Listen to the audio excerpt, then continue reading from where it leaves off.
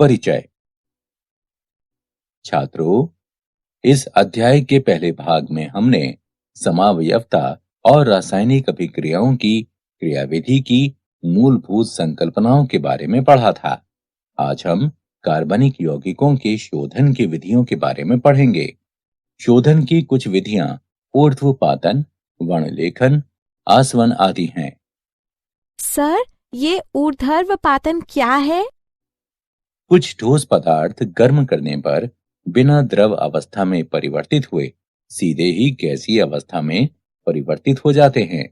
चलो, अब कोई मुझे बताएगा कि ये वर्णलेखन क्या है?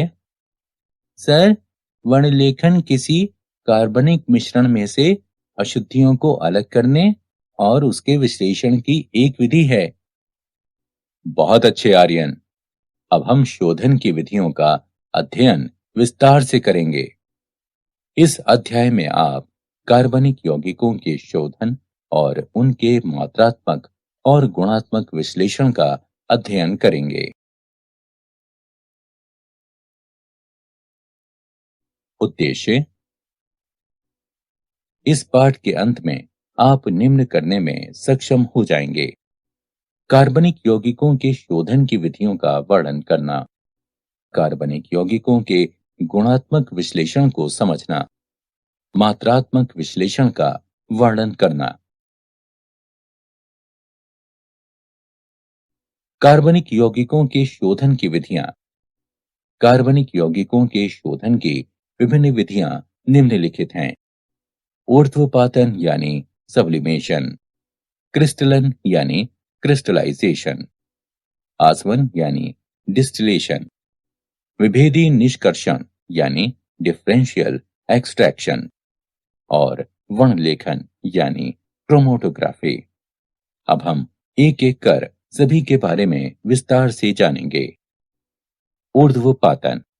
कुछ ठोस पदार्थ गर्म करने पर बिना द्रव अवस्था में परिवर्तित हुए सीधे ही गैसीय अवस्था में परिवर्तित हो जाते हैं। इसे ऊर्ध्वपातन कहते हैं।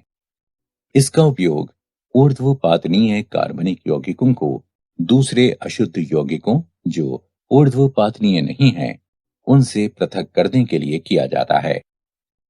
अशुद्ध कार्बनिक यौगिकों को छिद्रित एस्बेस्टास की चादर से ढकी हुई एक प्याली में रखकर गर्म किया जाता है, जिसके ऊपर एक उल्टी फनल यानी कीप रखी जाती है। कीप के स्तंभ में कपास भरा जाता है। गर्म करने पर ठोस यौगिक का वो हिस्सा जो ऊर्ध्वपातित हो जाता है, एस्बेस्टस की चादर के छिद्र से गुजरकर कीप की ठंडी दीवार में संघनित हो जाता है।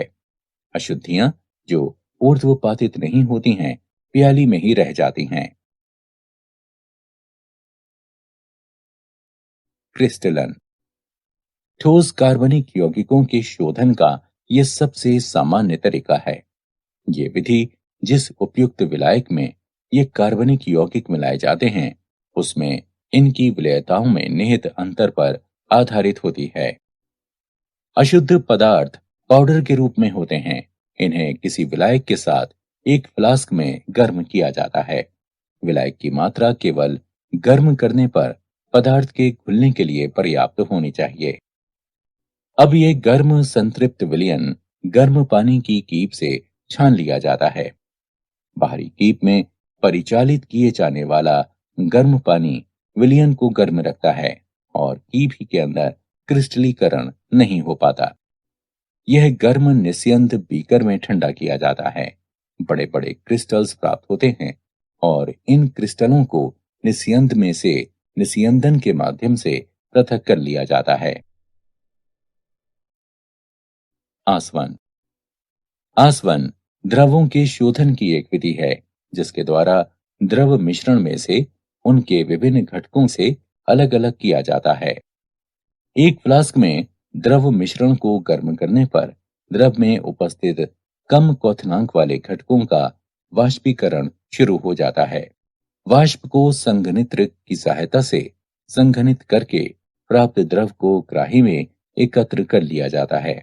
द्रव मिश्रण के वे घटक जिनका क्वथनांक उच्च होता है, बाद में वाष्पित होते हैं और इन द्रवों को अलग एकत्रित किया जा सकता है।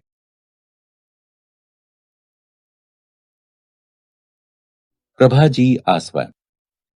जब दो द्रवों के क्वथनांक एक दूसरे के काफी करीब होते हैं, तब साधारण आसवन काम नहीं करता है। इस दशा में एक प्रभाजी कॉलम का उपयोग किया जाता है, जो एक लंबी नली के रूप में होता है और इसमें ऊपर जाती हुई वाष्प और नीचे आते हुए द्रव के मार्ग में अवरोध प्रदान किया जाता है। ए और बी द्रवों के मिश्रण को एक फ्लास्क में लिया जाता है, जिनके क्वथनांक क्रमशः 370 केल्विन और 380 केल्विन हैं। फ्लास्क को गर्म करने पर ए की ज्यादा वाष्प प्राप्त होती है और बी की वाष्प कम प्राप्त होती है। प्रभागी कॉलम में जैसे जैसे वाष्प ऊपर उठती जाती है, आंशिक रूप से संघनित द्रव नीचे गिरता है। बी की वाष्प ए की वाष्प की तुलना में जल्दी संघनित होती है और जो वाष्प ऊपर जाती है उसमें ए की मात्रा ज्यादा होती है। संघनित द्रव नीचे गिरता है और ऊपर उठती वाष्प से टकराकर पुनः ऊष्मा लेकर वाष्पित होता है, जिसमें बी के अणुओं की खपत होती है।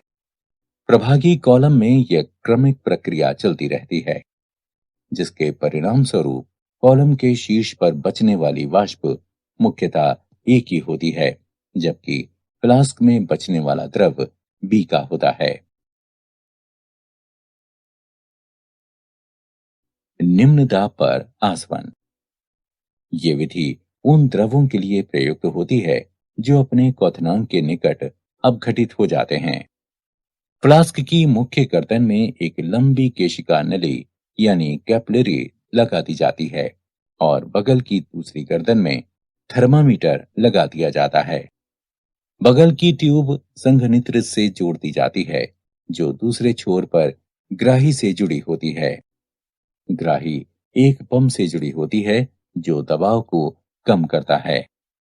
कम दबाव के साथ द्रव कम तापमान पर उबलने लगता है, जिससे तापमान अपघटन ताप तक नहीं पहुंच पाता है। उदाहरण, ग्लिसरॉल अपने क्वथनांक 563 केल्विन पर अपघटन के साथ उबलता है, पर यदि दबाव 12 मिलीमीटर तक कम कर दिया जाए तो ये 453 केल्विन पर बिना अपघटन के उबलने लगता है। भाप आसवन। इस विधि का प्रयोग उन पदार्थों के शोधन के लिए किया जाता है जो भाप में वाष्पशील और पानी में अमिश्रणीय होते हैं।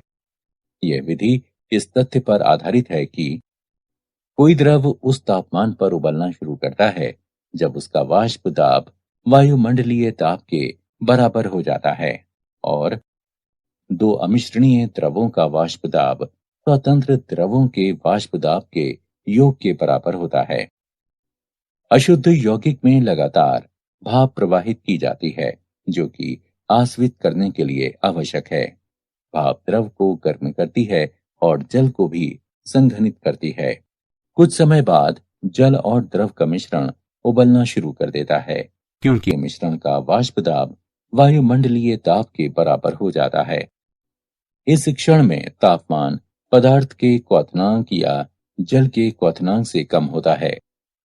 द्रवों और पानी के इस मिश्रण को संघनित कर ग्राही में एकत्र कर लिया जाता है, जिसे आसानी से अलग अलग किया जा सकता है।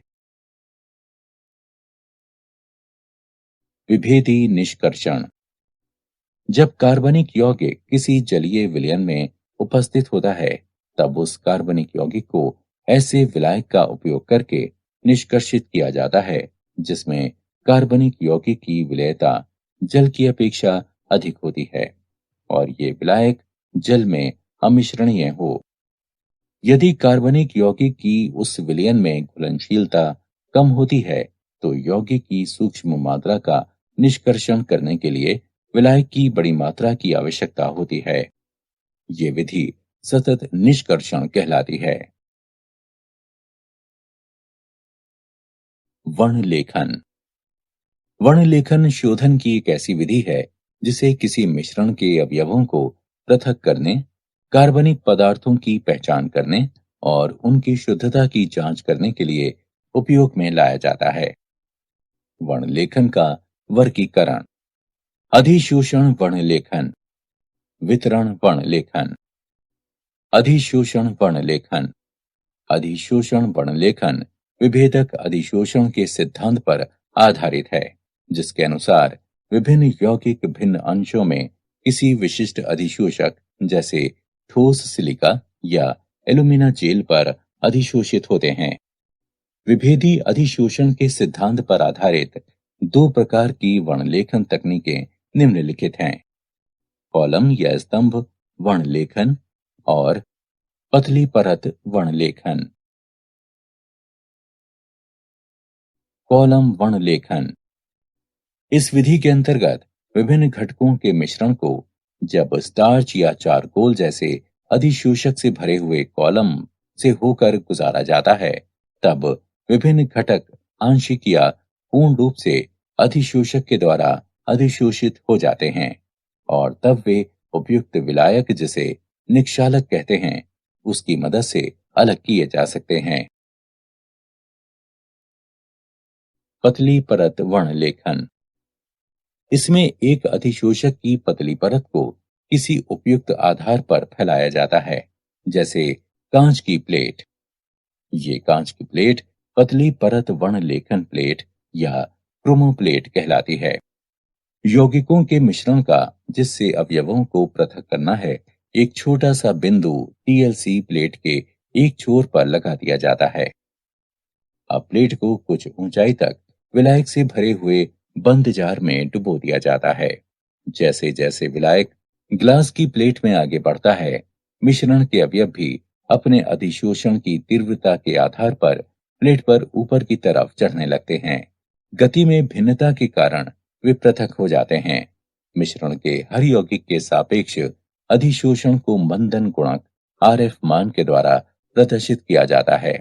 इसे निम्न प्रकार से निकाला जा सकता है: आरएफ बराबर आधार रेखा से यौगिक के बढ़ने की दूरी x बटे आधार रेखा से विलायक की आगे तक की दूरी y। वितरण वर्णलेखन। वितरण वर्णलेखन एक तरह से कागज वर्णलेखन है, जिसमें विशिष्ट प्रकार का कागज, जिसे क्रोमेटोग्राफी कागज कहा जाता है, उपयोग में लाया जाता है। इस कागज के छिद्रों में जल अणु बंध जाते हैं, जो स्थिर प्रावस्था का कार्य करते हैं। क्रोमेटोग्राफी कागज के आधार पर मिश्रण का बिंदु लगाकर जार में लटका दिया जाता है। जार में कुछ ऊंचाई तक उपयुक्त विलायक या विलायकों का मिश्रण भरा होता है, जो गतिशील प्रावस्था का कार्य करता है। विलायक पेपर की पट्टी पर ऊपर की ओर पड़ता है और बिंदु के ऊपर प्रवाहित होता है। विभिन्न यौगिकों का दो प्रावस्थाओं में वितरण भिन्न भिन्न होने के कारण ये अलग अलग दूरी तक जाते हैं और पृथक हो जाते हैं। इस प्रकार विकसित पट्टी क्रोमेटोग्राम कहलाती है। रंगहीन यौगिकों को पराबैंगनी किरणों के नीचे रखकर या उपयुक्त अभिकर्मक के विलयन को छिड़ककर देखा जा सकता है। कार्बनिक यौगिकों का गुणात्मक विश्लेषण। कार्बन और हाइड्रोजन की पहचान। कार्बनिक यौगिकों को कॉपर 2 ऑक्साइड के साथ तेज गर्म किया जाता है। उत्पन्न हुई गैसों को परख नली के अंदर निर्जल कॉपर सल्फेट में से गुजारा जाता है और फिर चूने के पानी में प्रवाहित कर दिया जाता है। यदि कार्बन उपस्थित होता है तो ये कार्बन डाइऑक्साइड बनाता है, जो चूने के पानी को दूधिया कर देता है। अभिक्रियाएं निम्नलिखित हैं: कार्बनिक यौगिकों में उपस्थित कार्बन कॉपर 2 ऑक्साइड के साथ अभिक्रिया करके कॉपर और कार्बन डाइऑक्साइड बनाता है। उत्पन्न हुई कार्बन डाइऑक्साइड कैल्शियम हाइड्रोक्साइड से अभिक्रिया करती है, जिससे वो दूधिया हो जाती है, जो उस कार्बनिक यौगिक में कार्बन की उपस्थिति को सूचित करता है। यदि कार्बनिक यौगिक में हाइड्रोजन उपस्थित है तो ये पानी की वाष्प बनाता है, जो निर्जल कॉपर सल्फेट से गुजरकर CuSO4 5H2O बनाती है, जिससे उसका रंग नीला हो जाता है। अभिक्रियाएं निम्नलिखित हैं। कार्बनिक यौगिक की हाइड्रोजन कॉपर दो ऑक्साइड से अभिक्रिया करके कॉपर और पानी बनाती है। उत्पन्न पानी निर्जल कॉपर सल्फेट से क्रिया करके CuSO4 5H2O बनाता है, जिससे उसका रंग नीला हो जाता है। अन्य तत्वों की पहचान। कार्बनिक यौगिकों में उपस्थित नाइट्रोजन, सल्फर, हैलोजन और फास्फोरस जैसे अन्य तत्वों को लैसे परीक्षण के द्वारा पहचाना जा सकता है। कार्बनिक यौगिकों में उपस्थित तत्वों को सोडियम धातु के साथ संगलित करने पर ये तत्व संयोजी रूप से आयनिक रूप में परिवर्तित हो जाते हैं। अभिक्रियाएं निम्नलिखित हैं। जब सोडियम कार्बनिक यौगिकों में उपस्थित विभिन्न तत्वों के साथ क्रिया करता है, तब ये सोडियम संलग्न निष्कर्ष बनाता है। नाइट्रोजन के लिए परीक्षण। सोडियम संलग्न निष्कर्ष को फेरस सल्फेट के साथ मिलाने पर, जो कि सोडियम साइनाइड है, सोडियम पेरोसाइनाइड बनाता है। इस अभिक्रिया के दौरान फेरिक आयन बनता है, जो फेरोसाइनाइड से क्रिया करके फेरीफेरोसाइनाइड बनाता है, जिसका रंग नीला होता है। सल्फर के लिए परीक्षण। यदि कार्बनिक यौगिक में सल्फर उपस्थित है, तो इसे सोडियम संलग्न निष्कर्षण, जो कि सोडियम सल्फाइड है, उसको सोडियम नाइट्रोक्लोराइड के साथ अभिकृत करने पर सल्फर की उपस्थिति के कारण जो बैंगनी रंग आता है, उसके द्वारा उसे पहचाना जा सकता है। हैलोजनों के लिए परीक्षण। सोडियम संलग्न निष्कर्षण के एक भाग को NaX नाइट्रिक अम्ल के द्वारा अम्लीकृत करके उसमें सिल्वर नाइट्रेट मिलाया जाता है। यदि सफेद अपक्षेप बनता है, जो कि अमोनियम हाइड्रोक्साइड में विलयित हो जाता है, तब ये क्लोरीन की उपस्थिति को दर्शाता है। यदि पीला अवक्षेप बनाता है, जो कि अमोनियम हाइड्रोक्साइड में अल्प विलय है, तब ये ब्रोमीन की उपस्थिति को दर्शाता है। और यदि ये पीला अवक्षेप अमोनियम हाइड्रोक्साइड में अविलय है, तब ये आयोडीन की उपस्थिति को दर्शाता है। यदि नाइट्रोजन या सल्फर की संभावना होती है, तो परीक्षण के पूर्व सोडियम संलग्न निष्कर्षण को 2 मिनट तक उबाला जाता है, जिससे HCN और H2S के साइनाइड और सल्फाइड विघटित हो जाएं, जो परीक्षण में बाधा उत्पन्न करते हैं। फास्फोरस के लिए परीक्षण। किसी कार्बनिक यौगिक में फास्फोरस की उपस्थिति का पता लगाने के लिए उस कार्बनिक यौगिक को सोडियम पेरोक्साइड के साथ गर्म किया जाता है। बने हुए विलयन को सांद्र नाइट्रिक अम्ल के साथ उबालकर अमोनियम मॉलिब्डेट मिलाया जाता है। पीले रंग का अवक्षेप फास्फोरस की उपस्थिति को प्रदर्शित करता है। मात्रात्मक विश्लेषण। कार्बन और हाइड्रोजन। कार्बनिक यौगिकों के एक नमूने को शुष्क शुद्ध ऑक्सीजन की भाप में कॉपर 2 ऑक्साइड की उपस्थिति में 700 डिग्री सेल्सियस पर गर्म किया जाता है। हाइड्रोजन ऑक्सीकृत होकर पानी बनाती है और कार्बन से कार्बन डाइऑक्साइड बनता है। उत्पन्न जल की मात्रा ज्ञात करने के लिए मिश्रण को निर्जल कैल्शियम क्लोराइड युक्त नली में से प्रवाहित किया जाता है और कार्बन डाइऑक्साइड की मात्रा का निर्धारण करने के लिए इस मिश्रण को पोटेशियम हाइड्रोक्साइड के विलयन में से प्रवाहित किया जाता है। कार्बनिक यौगिक के नमूने में उपस्थित हाइड्रोजन का द्रव्यमान 1/9 कैल्शियम क्लोराइड के द्रव्यमान में वृद्धि और कार्बन का द्रव्यमान 3/11 पोटेशियम हाइड्रोक्साइड के द्रव्यमान में वृद्धि। नाइट्रोजन। नाइट्रोजन के आकलन की 2 विधियां हैं, ड्यूमा विधि और केल्डॉल विधि। ड्यूमा विधि नाइट्रोजन युक्त कार्बनिक यौगिक के ज्ञात द्रव्यमान को कार्बन डाइऑक्साइड के वातावरण में कॉपर ऑक्साइड के साथ गर्म किया जाता है। इस स्थिति में कार्बन और हाइड्रोजन ऑक्सीकृत होकर कार्बन डाइऑक्साइड और जल में परिवर्तित होते हैं और नाइट्रोजन मुक्त होती है। यदि अल्प मात्रा में नाइट्रोजन ऑक्साइड बनती है तो उन्हें गर्म कॉपर के तार पर प्रवाहित करके वापस अपचयित कर लिया जाता है। उत्पन्न गैसों के मिश्रण को भट्टी के द्वारा पोटेशियम हाइड्रोक्साइड विलयन में प्रवाहित किया जाता है। पोटेशियम हाइड्रोक्साइड कार्बन डाइऑक्साइड को अवशोषित कर देता है और नाइट्रोजन को नली के ऊपरी भाग से एकत्रित कर लिया जाता है। कार्बनिक यौगिक में नाइट्रोजन का प्रतिशत, जिसका द्रव्यमान m ग्राम है, 28 गुणे V गुणे 100 बटे 22,400 गुणे m, जहां V एसटीपी पर नाइट्रोजन का आयतन है। कैल्डोल विधि। कैल्डोल विधि में नाइट्रोजन का निर्धारण अमोनिया गैस के द्वारा किया जाता है। कार्बनिक यौगिक को सल्फ्यूरिक अम्ल के साथ गर्म किया जाता है। कार्बनिक यौगिक में उपस्थित नाइट्रोजन अमोनियम सल्फेट में परिवर्तित हो जाती है।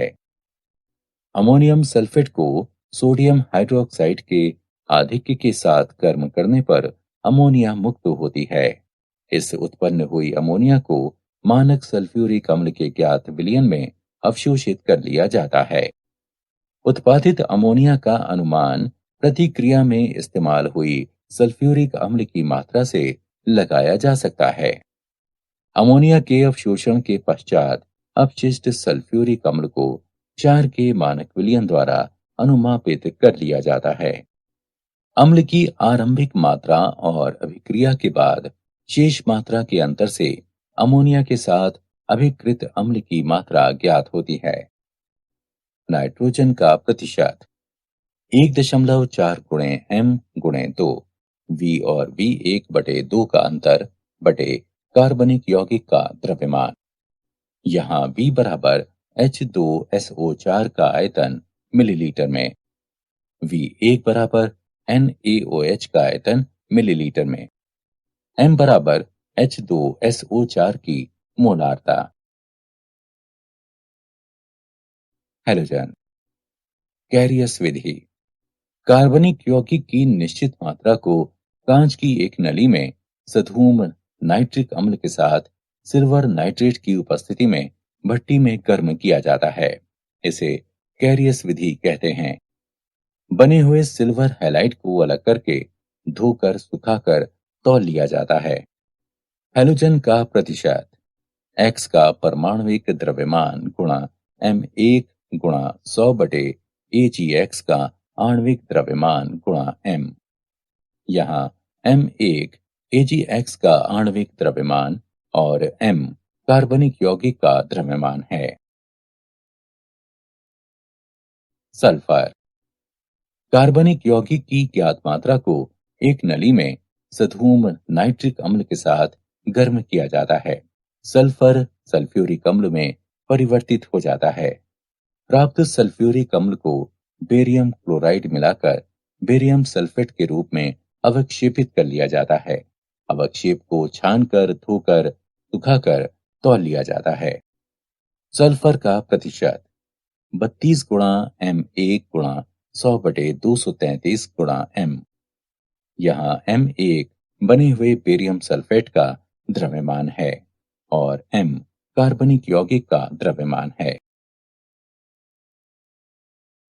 फास्फोरस। फास्फोरस युक्त कार्बनिक यौगिक की ज्ञात मात्रा को सधूम नाइट्रिक अम्ल के साथ गर्म करने पर उसमें उपस्थित फास्फोरस फास्फोरिक अम्ल में ऑक्सीकृत हो जाता है। इसे अमोनिया और अमोनियम मॉलिब्डेट मिलाकर अमोनियम फॉस्फेटो मॉलिब्डेट के रूप में अवक्षेपित किया जाता है। फास्फोरस का प्रतिशत 31 गुणा M1 गुणा 100 बटे 1877 गुणा M।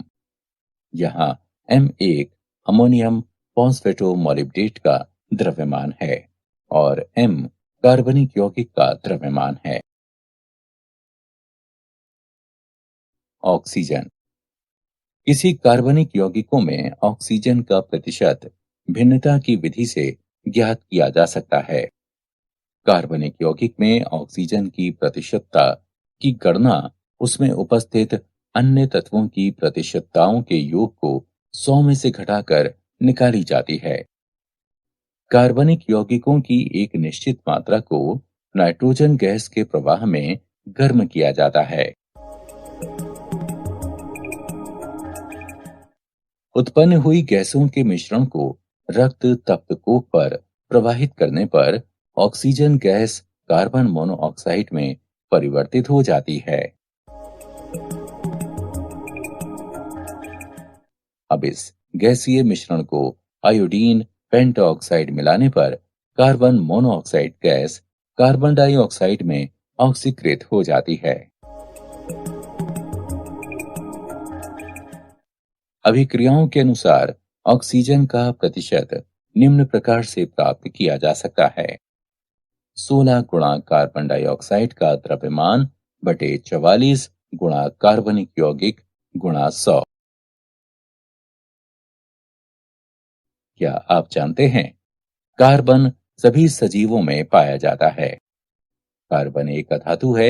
ये अपने आप के साथ और कई अन्य रासायनिक तत्वों के साथ आबंध बना सकता है और लगभग 10 लाख यौगिकों का गठन कर सकता है। सारांश। आइए हमने जो कुछ सीखा है उसे संक्षेप में दोहराएं।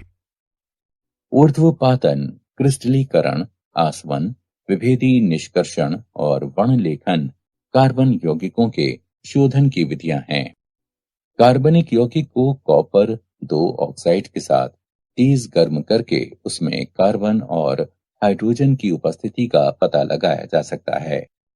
नाइट्रोजन, सल्फर और हैलोजन को सोडियम संगलन निष्कर्ष के द्वारा पहचाना जा सकता है। कार्बनिक यौगिक के नमूने में उपस्थित हाइड्रोजन का द्रव्यमान 1/9 कैल्शियम क्लोराइड के द्रव्यमान में वृद्धि और कार्बन का द्रव्यमान 3/11 पोटेशियम हाइड्रोक्साइड के द्रव्यमान में वृद्धि। कार्बनिक यौगिक में नाइट्रोजन का प्रतिशत, जिसका द्रव्यमान m ग्राम है, निम्न है। इसमें V STP पर नाइट्रोजन का आयतन है।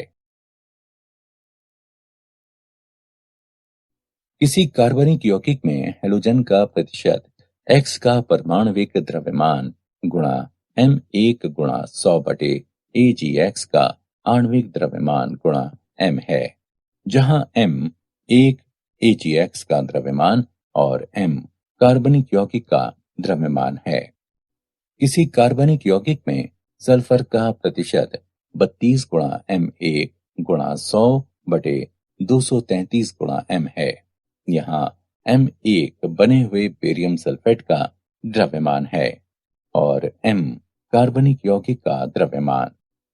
किसी कार्बनिक यौगिक में फास्फोरस का प्रतिशत 31 गुणा M1 गुणा 100 बटे 1877 गुणा M है, जहां M1 अमोनियम फॉस्फेटोमोलिब्डेट का द्रव्यमान है और M कार्बनिक यौगिक का द्रव्यमान है। किसी कार्बनिक यौगिक में ऑक्सीजन का प्रतिशत निम्न प्रकार से प्राप्त किया जा सकता है: 16 गुणा कार्बन डाइऑक्साइड का द्रव्यमान बटे 44 गुणा कार्बनिक यौगिक गुणा 100।